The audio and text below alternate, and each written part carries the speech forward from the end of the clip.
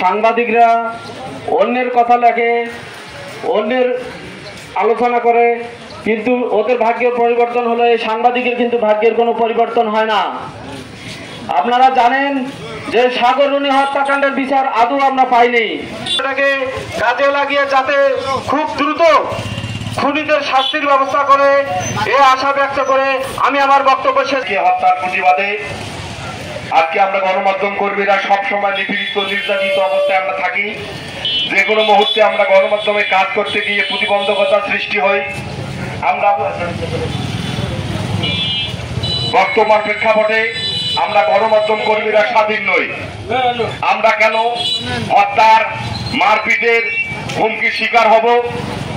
পর্যায়ে বক্তব্য রাখছেন প্রেস ক্লাবের দপ্তর সম্পাদক বড় ভাই সাংবাদিক আসাদুজ্জামান সিদ্দিকী। ধন্যবাদ।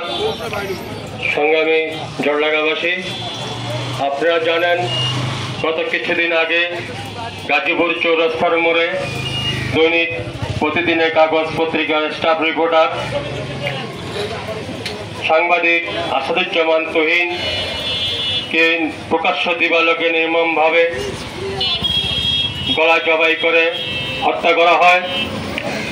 তার অপরাধ ছিল সেই এলাকা নির্যাতন এবং হত্যা করা হয়।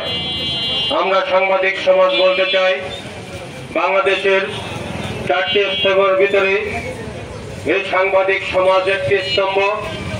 আমরা সমাজের দর্পণ, সমাজের যেই চিত্রগুলো দুর্ভিক্ষ, দুর্দিন, সমস্যা রয়েছে সেগুলো আমরা আমাদের লেখনের মাধ্যমে সারা দেশবাসী এবং বিশ্ববাসীকে কাছে আমরা তুলে ধরে থাকে।